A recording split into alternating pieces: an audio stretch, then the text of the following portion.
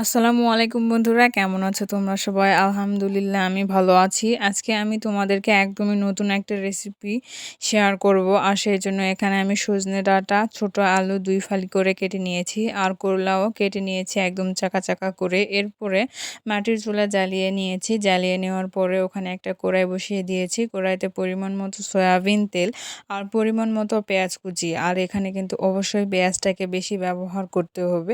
এরপরে পেঁয়াজটাকে নেড়ে নেড়ে একদম ভাজা ভাজা করে নিব, তবে একদমই ব্রাউন কালার করে নিব না। এই তো এরকম করে নেবেন আপনারা। নেওয়ার পরে এখানে একটু আস্ত জিরা দিয়ে দিবেন, এতে করে ফ্লেভারটা ভালো আসবে আর খেতেও ভালো লাগবে। তারপরে জিরাটা ভাজা পর্যন্ত পেঁয়াজটাকে ভেজে নেবেন, দুইটা একসাথে করে। এরপরে এখানে একটু পানি দিবেন যাতে পেঁয়াজ আর জিরাটা পুড়ে না যায়। এরপর এখানে আমি আস্তে আস্তে সব মশলাগুলো দিয়ে দিব। প্রথমে এখানে বাটা মশলা দিয়ে দিলাম।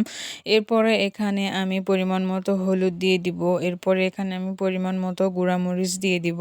আর হ্যাঁ, আমি আমার প্রত্যেকটা ভিডিওতেই বলে থাকি আমি এই রান্নাতে কিন্তু সব কিছুই আমার রান্নার পরিমাণ অনুযায়ী ব্যবহার করতেছি। আপনারা আপনার রান্নার পরিমাণ অনুযায়ী ব্যবহার করবেন। এরপরে এখানে আমি পরিমাণ মতো লবণ দিয়ে দিলাম। দিয়ে দেওয়ার পরে এটাকে ভালোভাবে নেড়ে অল্প একটু কষিয়ে নিব। আর কষিয়ে নেওয়ার হলেই ওখানে আমি তরকারিগুলোকে ঢেলে দিব। তো আমার কষিয়ে নেওয়া হয়ে গিয়েছে। আমি এখানে সবগুলো তরকারি একসাথে দিয়ে দিচ্ছি। সজনে ডাঁটা কীভাবে কেটে নিয়েছি আপনারা নিশ্চয়ই দেখতে পাচ্ছেন। একদমই কিন্তু আমি ভালোভাবে ছুলে নেইনি।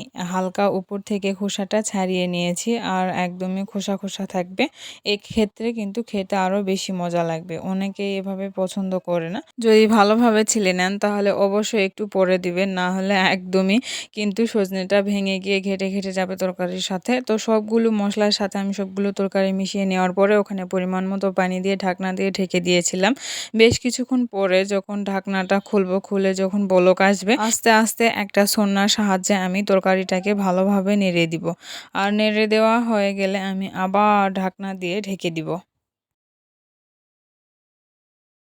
কিছুক্ষণ পরে ঢাকনা খুলে দেখবেন যখন পানিটা একদম কমে গিয়েছে তখন আর ঢাকনা দেওয়ার কোনো দরকার নেই। তখন আলতো আলতোভাবে আমি যেভাবে নেড়ে দিচ্ছি সেভাবেই নেড়ে দিবে। আর এভাবে নাড়ানাড়ি করতে আমার রান্নাটা প্রায় হয়ে এসেছে। তো যাই হোক, আমার রান্নাগুলো যদি তোমাদের ভালো লাগে তবে অবশ্যই আমার চ্যানেলটি সাবস্ক্রাইব করবে আর লাইক কমেন্ট শেয়ার করে জানাবে যে কেমন হলো। আর যদি এভাবে রান্না করো তাহলে কমেন্টে এসে জানাবে কেমন হলো খেতে। তো যাই হোক, সবাই ভালো থাকো, সুস্থ থাকো। আজকের ভিডিও এখানেই শেষ করছি। আল্লাহ হাফেজ।